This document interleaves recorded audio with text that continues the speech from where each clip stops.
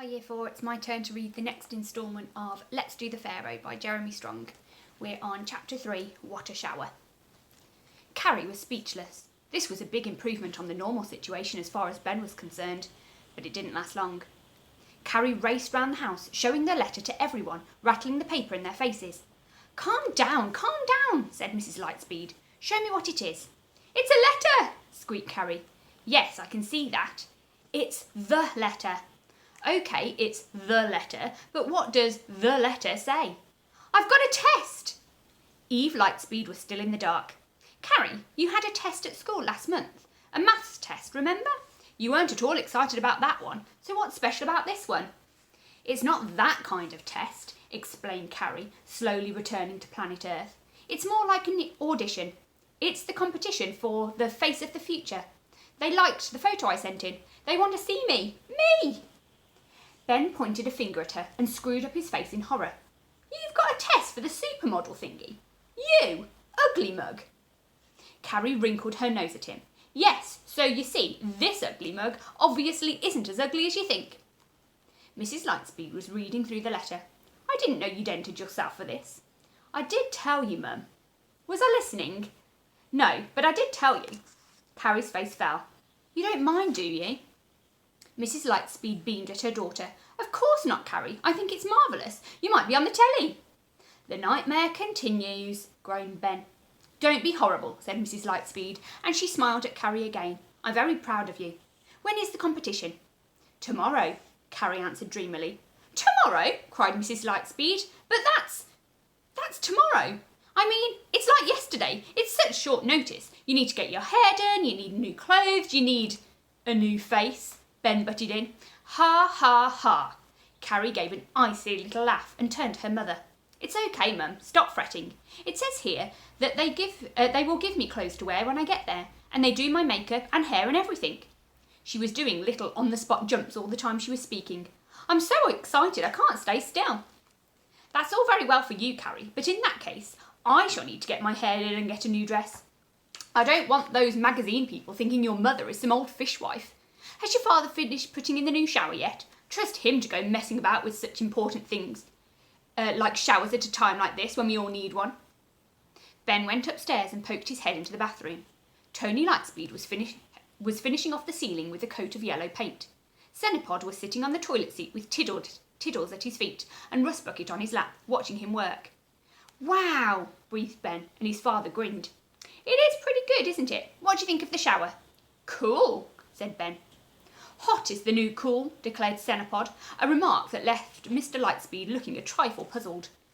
It doesn't just do hot and cold, it does all the temperatures in between. I think your mother will be very pleased, and Carrie, of course. She's been selected for a modelling competition, Dad, Ben grumbled. If she wins, we'll never hear the end of it. She's always shoveling makeup on her face as it is. A modelling competition? Who would have thought it? Good for her. Ben could not understand why both his parents thought it was such a good idea. As far as he was concerned, his sister looked like a horse. However, he changed his mind a bit when Mrs. Lightspeed pointed out that at least he could get a day in London, and maybe afterwards they could go to the cinema to watch Star Wars, episode 5008, the sequel to the prequel sequel of the sequel's prequel. What is modelling? Asked Cenopod. Ben yawned very loudly.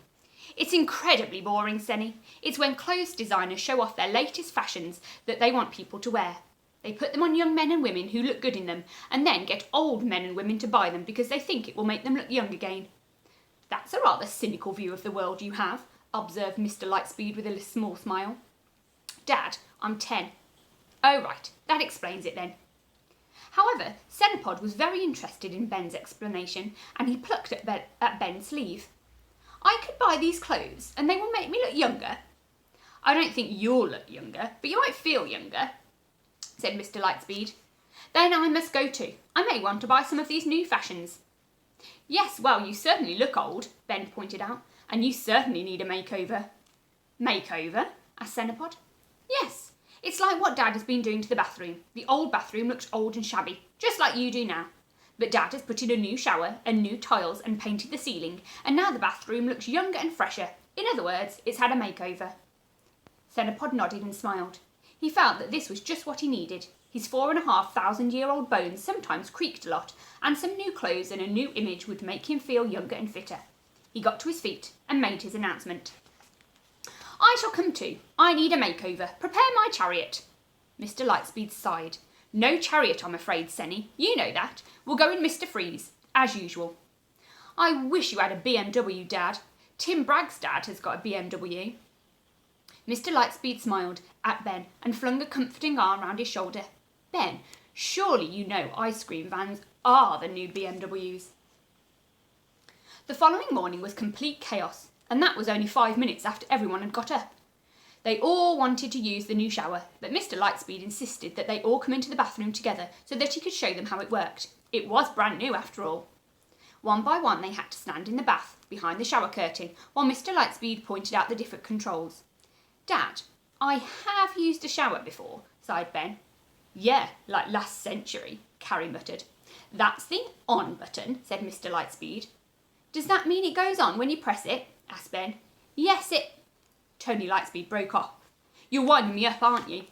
I can read, Dad.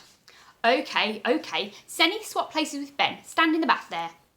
The Pharaoh climbed into the bath and gazed at the shiny new shower box. It all looked very interesting, and certainly he had never seen anything like it before. What does it do? He asked. It washes you, said Carrie. Like handmaidens? Cenopod often found it difficult to forget his pampered past. No, not like handmaidens, like a shower, sighed Mrs. Lightspeed. This dial controls the temperature, explained Mr. Lightspeed. Turn this way for cold and this way for hot. Hot is the new. Yes, we know. This button switches the water on. Look, it says on. This button? Yes. I press it? Yes. Thinking this was an instruction, Cenopod pressed it. Surprise, surprise, a hard jet of cold water came whooshing out of the showerhead and struck him full in the face. He staggered back, stumbled against the end of the bath, crashed forwards, grabbed at the shower curtain for support, ripped it from its runner and slid sideways into the bath, sending his feet shooting up at the far end, where they slammed into the little shelf above the bath, catapulting into the air the tin of yellow paint that Mr. Lightspeed had been using. It spun upwards for a short distance before crashing down onto the inside edge of the bath. The lid sprang off and, while one big slop of paint splashed across Cenopod, several other dollops went onto the wall, the floor, and of course the bath itself. For a second or two, there was complete silence, apart from the noise of water still spraying out of the shower. While the others stared down at the fallen Pharaoh, Mr. Lightspeed, with incredible self-control, gently leapt towards the shower. And if you press the off button, he explained evenly, the water is turned off. Cenopod struggled to his feet. His crown was crushed. His royal robe, which had once been Mrs. Lightspeed's dressing gown, was covered in yellow paint. His face was thunderous. He pointed a bony finger at the entire family. Worms, he screeched. You are but worms beneath the gaze of Osiris. Demoted again, mumbled Ben. Only yesterday he said I was human. Now he's calling me a worm again. You have desecrated the living Pharaoh. You shall be torn apart by crocodiles, trodden on by hippopotamuses, ripped to shreds by vultures, and stung by 1,000,000 hornets. Is that all? Asked Carrie. Listen, Senny, this is all your fault. It's no good blaming us. Besides, if we are worms, you really can't expect anything better. Worms don't know how to operate showers, so you can't blame us. Yes, that's true. There was a murmur of agreement from the rest of the family. They huddled closer together and gazed back at the royal king of Egypt, waiting to see what he would do next. Cenopod's face suddenly crumbled. Oh, I want some new clothes, he moaned, fingering his paint-spattered robe. How can I go out in public looking like this? The competition! Squealed Carrie. We've got to get to the competition. I've got to be the face of the future. What do I do? What do I do?